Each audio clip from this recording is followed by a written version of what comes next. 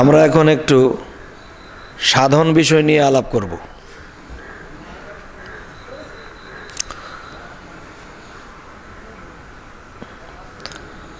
যেমন আমরা এই পৃথিবীতে বিভিন্ন জায়গায় গেলাম, বিভিন্ন কিছু দেখলাম, বিভিন্ন কিছু করলাম, বিভিন্ন জ্ঞানী গুণী দ্বারে গেলাম, মাওলানা হাফেজ কারি এদের কাছে গেলাম।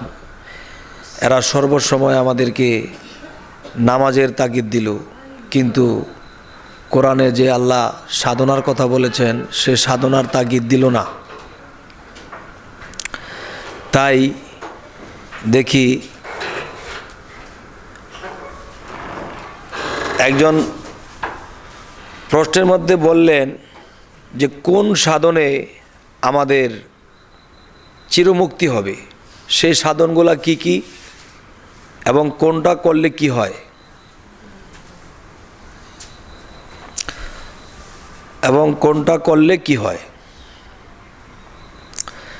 যেমন সাধনার কথাগুলো ভেঙ্গে ভেঙ্গে বলা সম্ভব না, আমি কবিতার ছন্দে বলে যাব এবং এই জিনিসগুলো যার যার গুরুর কাছে জানিয়ে নেওয়াই ভালো। আমি সংক্ষেপে বলি।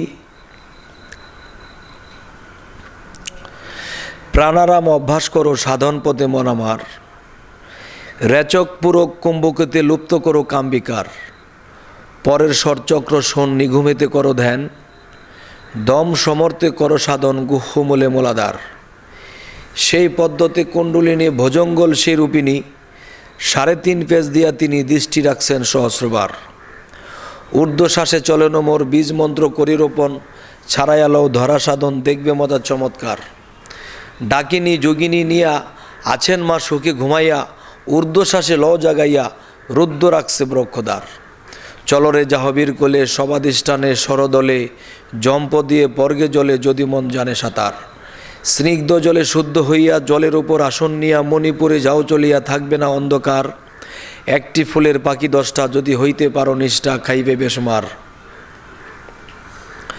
অগ্নিকুণ্ডের কোলাহলে কান ফেটে যায় ভমণ্ডলে, ঝাঁপ দেওগে সেই চিন্তা নলে যদি ইচ্ছা থাকে কার, এই আলাজিব্বা দুদু করে যেজন সাহসের জোরে দম রাখিয়া পুরে মরে, অগ্নি হয় তার তাবেদার, সেই অগ্নিতে হইলে দাহন হয়ে যাবে অগ্নিবাহন, কাঞ্চন বরণ হবে তার, এই হৃদয় পদ্ম অনাহত 12টি দল রয় পবিত্র, নারায়ণ বিরাজিত বায়ুতে তার হার বিহার, সেই পথে হইলে সাধন বায়ুর শোনে করবে ভ্রমণ, পরমাত্মা হবে দর্শন পুণ্যজনম আর হবে না, 16 দল কণ্ঠমূলে বিশুদ্ধক্ষা পদ্ম বলে, সাধন হলে আকাশ খুলে সুখের নাহি পারাপার, এবার সুষন্মার ছিদ্র দিয়া দ্বিদল পদ্ম ওঠো গিয়া, এ আজ্ঞাচক্র ভেদ করিয়া করিল জাতের বিচার, সেই দেশেতে গেলে পরে মুক্ত জীব বলে তারে, জালাল বলে যাবে সেরে জমের নাই অধিকার।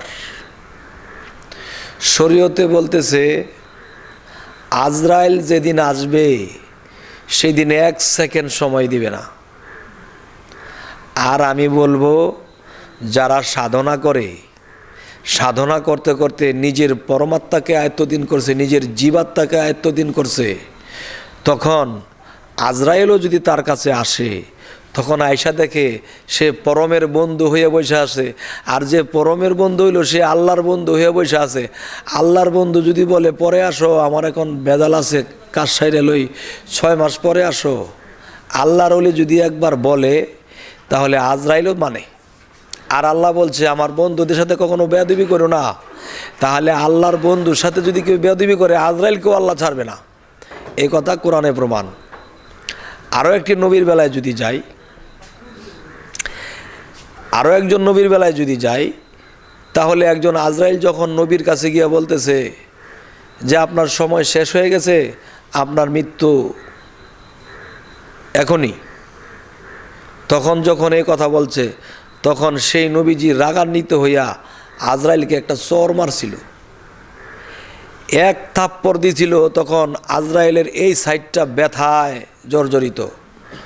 তখন আল্লাহর কাছে গেছে যে আল্লাহ আমি তো ইমুক নবীকে গেছিলাম আনতে, আমারে তিনি বলছে যে এই বেয়াদব তুমি আমাকে সালাম দিছ, আমি তো বল কইরা সালাম দেই নাই, তখন তিনি আমাকে থাপ্পড় দিয়ে দেখেন এই জায়গা অবশ হয়ে গেছে, আমি লড়তে চড়তে পারি না। তখন কইতেছে, আমার বন্ধুদের সাথে তোমরা বেয়াদবি করো কেন?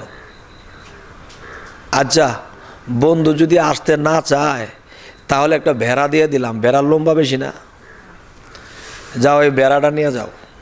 এই ভেড়াটা নবীর সামনে নিয়ে বলবা যে আপনি যে যাইতে চাইছেন না, আল্লাহ এই ভেড়াটা দিয়ে পাঠাইছে, ভেড়ার লম্বা পরিমাণ আপনাকে হায়াত দেওয়া হয়েছে। তখন নবীজি কইতেছে, আমার এত বাঁচার দরকার নাই, আমি চলে যাব, আমার নিয়ে যাও। আমার এই বেড়ার সমান, বেড়ার লম্বার সমান এত হায়াতের আমার দরকার নাই। তাহলে বোঝা গেল কি, যে আল্লাহ যাদেরকে বন্ধু ডাকছে, বন্ধুর বিশাল ক্ষমতা। যেমন একদল কইতেছে আল্লাহ তোমার বান্দা বানায়া দুনিয়াতে নিও গা, তাহলে বান্দার কিন্তু হিসাব আছে। আর কোরআনে আইছে আমার বন্ধুদের কোনো ভয় নাই, একবারও কয় না যে আল্লাহ তোমার বন্ধু বানায় নিও, কয় বান্দা হয়ে যাইতে চায়।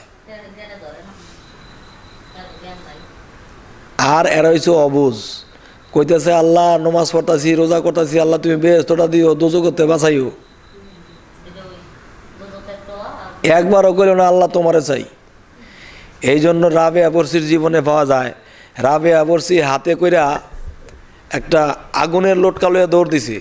একজনে জিজ্ঞাসা করতেছে, এই রাবেয়া তুমি আগুন নিয়ে দৌড়ো কেন?